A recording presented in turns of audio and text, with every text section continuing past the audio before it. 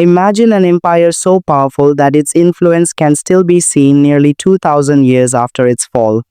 It built roads that connected continents, created laws that inspired modern governments, and commanded an army feared across the ancient world. But Rome wasn't always an empire. It began as a small settlement on the banks of the Tiber River in central Italy. So, how did this tiny village become the greatest empire of the ancient world? And what caused its dramatic collapse? This is the complete history of the Roman Empire in just few minutes. According to Roman legend, Rome was founded in 753 BC by the twin brothers Romulus and Remus. Abandoned as infants, they were said to have been rescued and raised by a she-wolf before growing up to build a new city. A conflict soon broke out between the brothers, and Romulus killed Remus, naming the city Rome after himself. Although historians consider this story a legend rather than established history, archaeological evidence shows that small settlements did appear in this area around the 8th century BC. For nearly 2 centuries, Rome was ruled by kings. Then, in 509 BC, the Romans overthrew their last king and established the Roman Republic. Instead of one ruler, elected officials and the Senate governed the state. This new system gave Rome the political stability it needed to grow stronger than ever before. Over the next 2 centuries, Rome conquered the entire Italian peninsula, but its greatest challenge came from Carthage, a wealthy maritime power that controlled much of the western Mediterranean. The rivalry led to the Punic Wars, one of the most important conflicts of the ancient world. During the Second Punic War, the brilliant Carthaginian general Hannibal shocked Rome by leading his army and even wore elephants across the Alps into Italy. He won several major battles, including the devastating Battle of Cannae, where tens of thousands of Roman soldiers were killed. Yet Rome refused to surrender. Instead, it attacked Carthage itself, forcing Hannibal to return home. In 202 BC, Rome defeated Hannibal at the Battle of Zama, ending Carthage's dominance. From that moment on, Rome became the undisputed superpower of the Mediterranean, controlling vast territories, enormous wealth, and millions of people.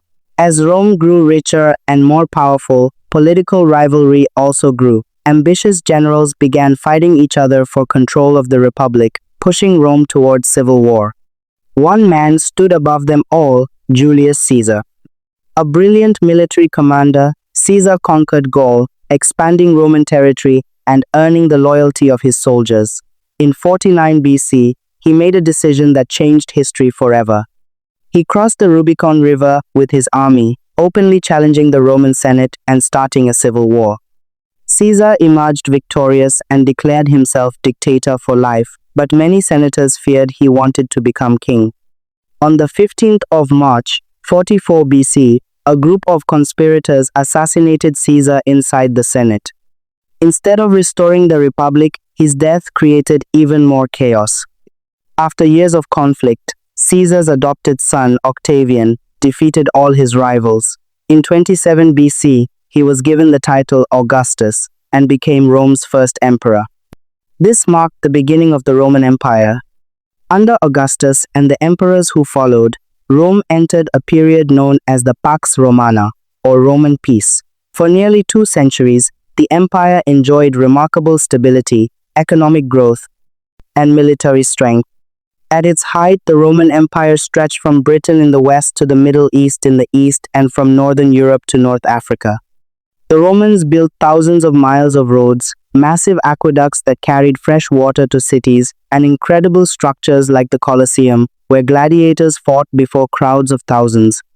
Trade flourished across the empire, Roman law shaped everyday life, and the Roman army protected one of the largest and most powerful civilizations the ancient world had ever seen. But no empire remains at its peak forever. By the 3rd century AD, the Roman Empire began to weaken. Corruption spread through the government, the economy struggled with rising inflation, and civil wars became increasingly common. At the same time, powerful barbarian tribes attacked Rome's borders from every direction.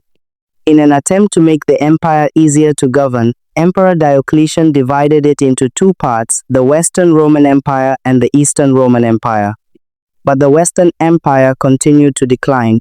In 410 AD, the city of Rome was sacked by the Visigoths, shocking the ancient world.